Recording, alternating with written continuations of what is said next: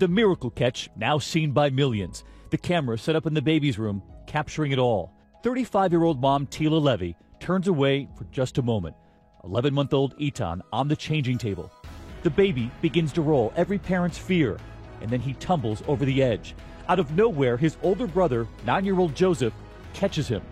I just yelled Mom because I saw the baby, and I just ran and I caught him. But I can't even carry him, so I don't know how that happened, and I can't even run that fast either.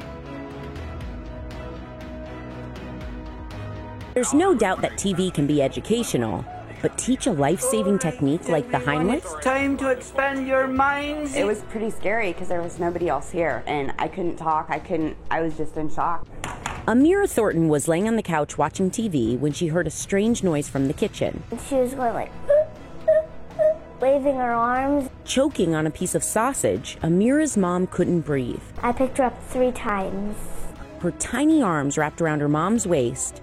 Then finally, She spit the sausage out. Mom wasn't surprised by Amira's strength. Welcome to the gun show, baby.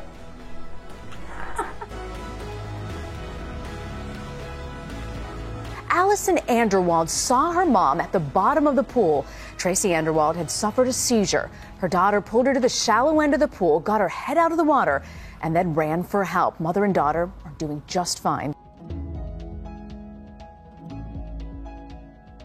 Brock and Bodie Schaaf were being typical 2-year-old twins, scrambling up their dresser to explore. But then suddenly, it tips over, pinning little Brock under its heavy weight. You can see Brock struggling and screaming, but Bodie jumps right into action. He immediately tries to push the dresser, but can't get it to move. Then he tries pushing from the other side, but the heavy dresser still won't budge. He surveys the situation and decides to give lifting a shot, but that doesn't work either. Finally, with a big lean, he tries to push one more time and somehow manages the strength to move that large dresser and free his brother.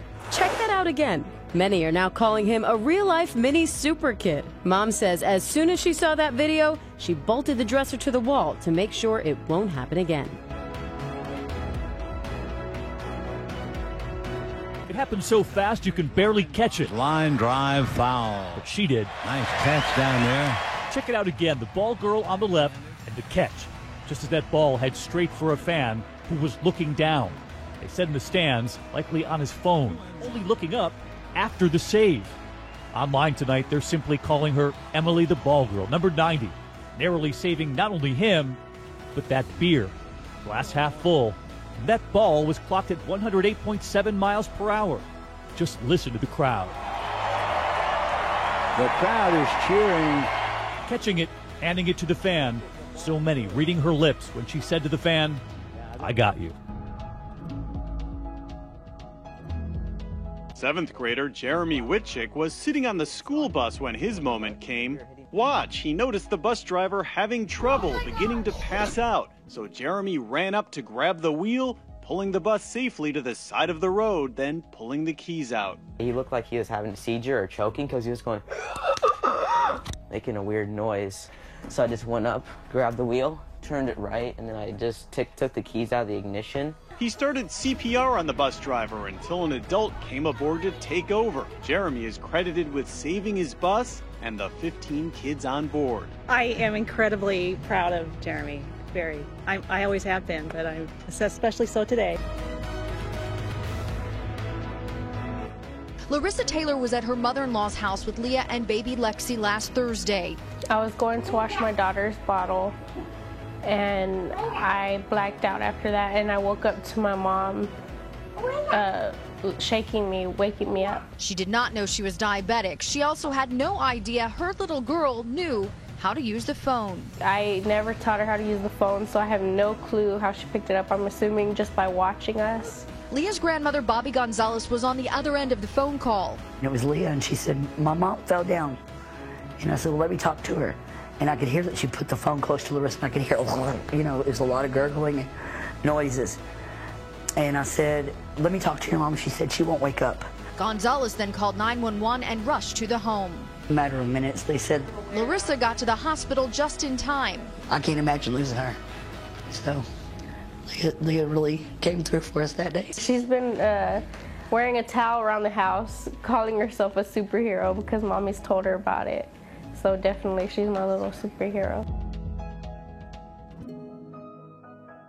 Diana Jensen knows she would move heaven and earth to help her daughter Livia, but she never expected her 4-year-old would be the one saving her. Did you come over to our house?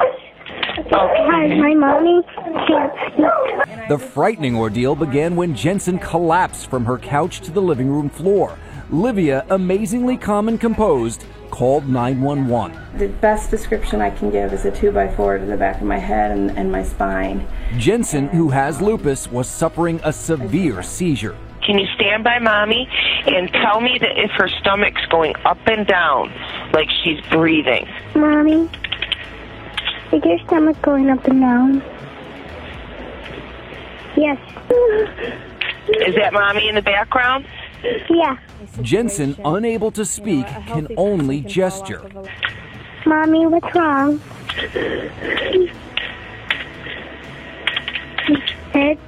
Okay, yeah, she's not answering you? No, but her head hurts because she's showing me what hurts. This is the only time dispatcher Jill Schmidt has met the person on the other end of the phone. Livia left an impression. To be able to talk to somebody as exceptional as Livia and how well she did, it reminds me of why I like to do the job. Livia kept her cool for a full 10 minutes. Tell mommy that help is on the way, okay? Help is on the way, Mommy. I did it. Okay, you did a very good job, Nivea. And that was ABC's John Muller reporting what a remarkable little girl. She knew her home address, too. Not many 4-year-olds know that. So calm, so intelligent. She just kept it together the whole time. Boy, that was great to see. I know. I did it. 2-year-old Brooke Sagan is alive today because of her quick-thinking brother Tristan. On Sunday morning, their mom suddenly noticed Brooke was gone, a parent's worst nightmare. She said, "Where's the baby?" And my mom went running outside and she saw her floating in the pool. Little Brooke was in this water only a couple of minutes, but that's all it takes. They pulled her out, put her here on the patio, and she wasn't breathing. But luckily, her 9-year-old brother knew CPR. How'd you know how to do it? Television. Television? Yeah. Specifically, the movie Black Hawk Down. So you learned this from the movie Black Hawk Down? They were like pushing on their chest and like giving them rescue breaths. He did save his sister's life. Of course, Black Hawk Down is pretty grown-up stuff for a 3rd grader. We've tried to turn this movie off 100 times, and he watches these scenes over and over. He dresses up like a medic, and he runs around doing these things, and we always thought it was so silly, but you know what? That silly movie that cost a few dollars saved our daughter's life. You like your sister, huh? Sometimes she gets on my nerves. He's as modest as he is honest. How do you feel about all this attention? Really good. And the whole family is grateful. It was just days ago in Sprague, Washington that 10-year-old Brendan and 8-year-old Delicia Wright were playing in the park when they sprang into action, chasing this person who snatched their 22-month-old brother Owen. You can see them, first Delicia and then Brendan with the stroller. The father says a family friend had left them alone for a few minutes when it happened. She tells ABC News Tonight she's heartbroken. She says it began when a stranger started talking to them, trying to make friends. Yeah, what did he say to you? Well, he said he's nice to kids and he's been babysitting for a long time. Really? So he tried to make friends with you?